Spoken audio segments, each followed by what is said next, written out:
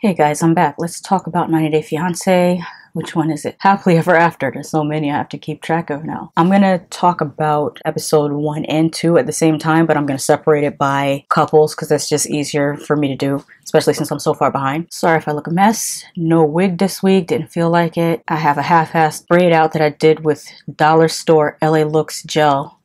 Don't do that because this is what'll happen and then your hair will feel crunchy, but there's a reason for that. On my other channel, I'm going to do a review of Aerobicide and Death Spa, which are two 80s horror movies that have a cult following, and so I'm trying to bring together an 80s look. Let's start with Colt, Larissa, and his new girlfriend, Jess. Colt tries to convince us that he's been working out for more than the 2 minutes before the production team showed up. And TLC thinks that we want to see Colt in the shower, but then I remember this is the same channel that shows us people showering on 600 Pound Life even if they have to wash themselves with a bucket or be sprayed down with a garden hose. I didn't want to see that much of Colt.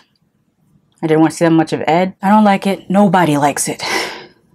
TLC producers are heartless. Anyways, his cats are still cute. He still has an odd relationship with his mother, whom he lies to about going to spend time with his friends because he's not at all a grown man that could possibly just go and do whatever hell he wants to do. And by friends, I mean a red-headed Brazilian girl who my grandmother would say looks crazy about the eyes. That's pretty much all they showed of Colton's episode 1, so I'm going to jump right to episode 2. And she really acts like she's into him. It's perplexing. Maybe she wants to feel him up. I mean, there's a lid for every pot. We meet all of our friends, and if you're not looking at the screen, they sound like the exact same woman, just replicated. I mean, they had the same tone of voice, same verbal affect, everything. They sounded like just different versions of the exact same person. I always find that weird, like when you look on IG and you see someone's vacation pictures with their friend group, and it's like a group of women that have all coordinated their outfits and their hairstyles and makeup. I don't understand that. How does that happen?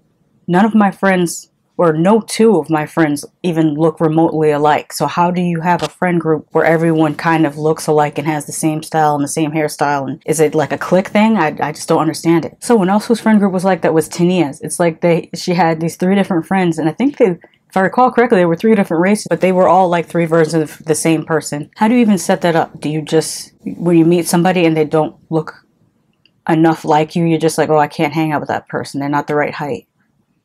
I mean, I don't understand. Anyway, they give Colt the 3rd degree, and I'm not mad at that because he kind of needs to be given the 3rd degree. Although he should have went dancing with them. Like, how are you going to hang out with a bunch of Brazilians and not go dancing with them? They're like some of the funniest people you will ever meet. They're second only to Jamaicans. Oh, and back to what I was saying about Colt should have went dancing with him. This is where you nice guys mess up.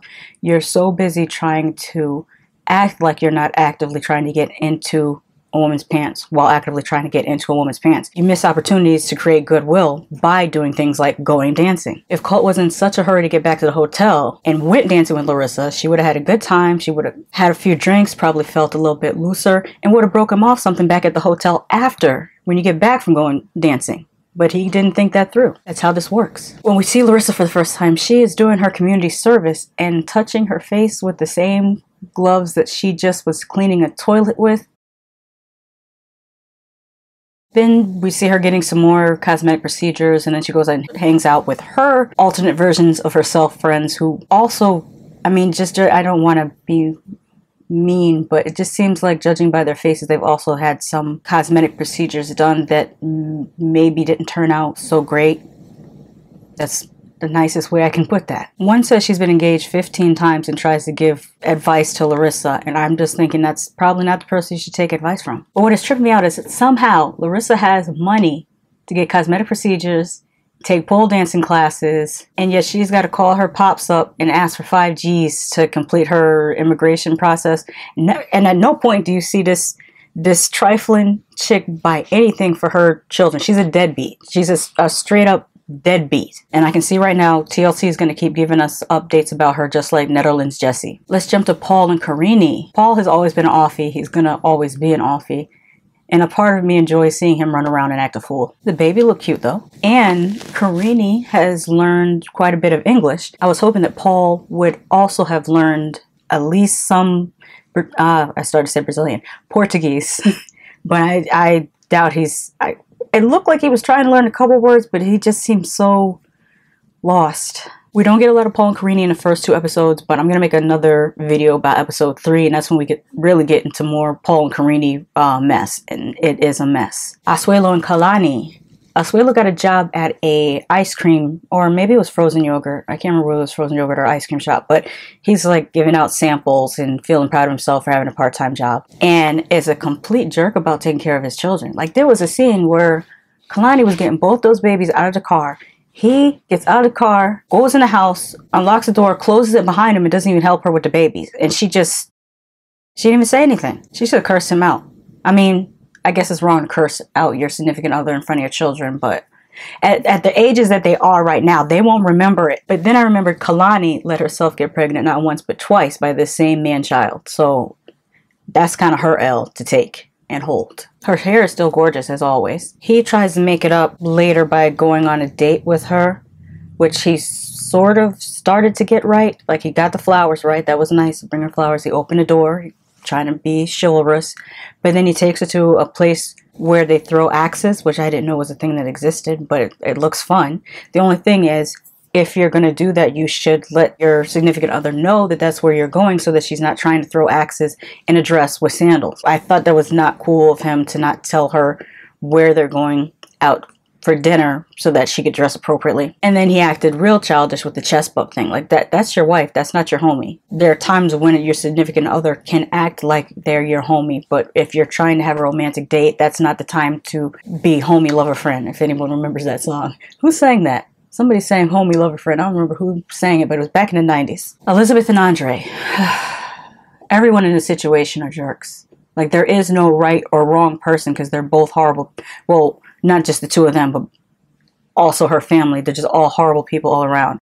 Andre wants all the benefits of being the man of the house, but none of the responsibility. And I feel like if you want to act like it's 1950s, then you need to pay for everything like it's 1950s. Those men in the 1950s paid for everything. The house, the car, the clothes, incidentals, the food. If you're not doing that, then you're not the man of anything. And he really fixed his mouth to say he wants to have, demanded that he has a second wedding in 1 month's time and that his father-in-law is going to pay for it. A part of me is like, I can't believe the audacity of this person.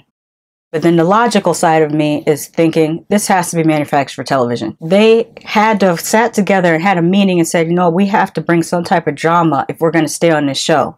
Let's come up with some ridiculous situation and then all act like this is a real thing that actually happened. I find it really hard to believe this storyline. But then on the other side, her family's so ignorant acting. I don't know why you would purposely want to go on television and act this ignorant. I mean, they're just sitting at the pool, all breastfeeding at the same time, which is why they all had babies at the same time. They probably all got married at the same time. And if one of them bought a car, the other 2 would probably buy a car at the same time, too. It's that whole click thing. I think that's like the whole, that should be the theme of my video today, is clicks and cliquish people. Monkey see, monkey do type people. Keeping up with the Johnsons type people. Keeping up appearances type people. But anyways, they're sitting around the pool, breastfeeding and being xenophobic and saying stupid things like Moldova is the most dangerous place you could ever go. And I'm just sitting here thinking, did they shoot up kindergarten classrooms in Moldova and the cops choke you to death in Moldova? Because they do here. And I'm not even trying to be funny. Like, literally, after all these things were happening over the past few years, the tourism economy in Orlando kind of dropped off a little bit. And this is before the Rona, because people were like, we don't want to travel to the United States right now because of the things. And also, I read different, like, just threads of people discussing vacation things, and were, especially coming from Europe and from Africa, people were saying, well, we don't want to go to the United States and have an altercation with the police because, you know, they're not safe either. With Michael and Angela, when Michael told his mother he wanted to go to America, was the first thing his mother said, oh, I hope he doesn't get shot. This is the reputation we now have. I mean, I know there's a group of people who want to pretend like America doesn't have this poor reputation, but our reputation is in the gutter right now. And if you think it's not, I mean, we're literally on like we're kind of like on the don't fly list. Like, if I tried to go to like, say, South Korea right now, I would have to quarantine for 14 days if I'm even allowed to go there because I'm coming from America. Even within America, I'm in Florida. If I flew to Connecticut, I'd have to quarantine for 14 days because I'm in the epicenter of I don't have to wear a mask because of my rights. I have to laugh to keep from crying. I'm gonna move on to Michelangelo, but let me just mention one thing about one of Elizabeth's sisters. She was wearing this swimsuit with cutouts, and those always look so cute when you are looking online and you see the swimsuits, you see the swimsuits with the cutouts.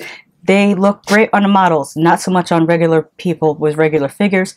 Number two, your tan lines are going to be completely like messed up. You're going to be striped and spotted and just weird when you wear these swimsuits with the cutouts. That was just a side note. It has nothing to do with nothing, but you know, it's Fashion Freq TV, so sometimes I'm going to talk about fashion, even though I'm not exhibiting fashion right now, unless you want to call this quarantine chic, when you have no place to go, but you still want to wear color. I don't even know. I can't even come up with usually I can come up with a good sales pitch or slogan for fashion. I was really good at that in design school, coming up with slogans. I'll have to think about it. Maybe the next video I'll come up with that. Quarantine, but make it fashion. I don't know. So anyways, Angela and Michael. Angela's still trying to get back to Nigeria so she can get married to Michael because he can't come to the United States yet to get married. So they're going to have to do a different type of visa. She was trying to get her daughter to come with her to be a witness. And incidentally, this past week, I saw a video of her daughter on a TV show. I want to say it was the Trisha show. I'm not super familiar with it, but someone uploaded a video of them. I think they just uploaded a video just last week of her being on a Trisha show, and I believe Angela was on Maury 2 times with the other daughter, if I'm not mistaken. But I get a kick out of how much they say the word youngin'. Maybe because I'm from New England and we don't use that terminology, so it's kind of like fanciful to me when I hear someone use the term youngin'. I just get a kick out of that. Anyways, it's the same daughter that she's trying to get to go to Nigeria with her, and that daughter's like, nah, I'm not going to do that. She got a new house, which is really good. I like to see that. And she goes to the doctor, and the well, see, I just finished talking about the youngin' thing, and the next thing that popped in my head was to tote a baby. So she went to the doctor to see about whether she could tote a baby, and the doctor says that the one egg that the doctor in Nigeria thought that they saw in Angela is actually possibly a cyst, and they want to do a biopsy to make sure that it's not a cancerous cyst. And that's when Angela starts getting worried about having cancer. And I just thought to myself, now you're worried? You literally smoke cancer sticks back to back to back, and you weren't worried about that yet, but now you're worried about cancer. Although at the same time, I can kind of identify with Angela because I had uterine polyps before, which are a form of tumors, and I had to have a biopsy. A biopsy is to check to see if your tumor is cancerous, and the waiting period between getting the biopsy and waiting for the results is probably one of the most stressful things I've ever had to do in my life, was waiting to find, like, can you imagine we have to wait to find out whether you have cancer or not? That is some stressful stuff. So I really feel for Angela on that level. That's super stressful. Fortunately, in my case, my biopsy came back benign. I still had to have surgery to remove the polyps because they would increase in size. So you just have to remove them, unfortunately. But yeah, that's something to go through. Still wish that Angela would stop smoking, especially around, well, unfortunately, her mother has passed, but she still has those grandchildren there too that she probably shouldn't smoke around, because secondhand smoke is not good for little kids. It's not good for anyone, really. Sinjin and Tanya. Sinjin has become a day drinker, which I can't fault him for, because number one, he married Tanya, and number two, he lives in Connecticut. And that's a place where dreams go to die. I can say that. I'm from Connecticut, and I know a lot of day drinkers. You know where most of the day drinkers I know live? In Connecticut. You want to meet some people that are making cocktails at 3 p.m.? Connecticut. They give us a little story about Sinjin trying to find work, and he's having a hard time because he has no education or marketable skills or trades or certifications. And who would have thought you'd have a hard time finding a job without having any marketable skills? What's funny is they should make a show where they put, I don't know, should I? Yeah, I'm gonna include Sinjin. They should make a show kind of like a real world type show where, you know, these people have to live together. And on the show should be Sinjin, Asuelo, Jihoon, and Paul. That's all I can think of right now. But those 4 people, put them in the house and make them compete in different challenges that involve adulting in some form or fashion. In order to win, they have to do, like, I don't know, 20 challenges that an adult person would have to do. I would watch that show. And you imagine how many markets it would be in? TLC, this video is tangible proof that this is my idea, and if you do the show, I need a producer's credit and I need a check. That is the end of my notes, so that's all I had prepared for episodes 1 and 2, but I'm gonna shut the camera off then turn it back on and just start talking about episode 3. Yeah, I think that's the way I'll do this. It's going to be a bit of a marathon taping. I'm not changing my clothes, so expect 4 or 5 videos with this same jacket on and the same hair and the same basic. This is what I call my basic freshman year of high school makeup, where I would just put foundation, eyeliner, and a lip gloss. That was made up back in the 90s. I don't know what you're talking about. That's beating your face. Be back in a moment.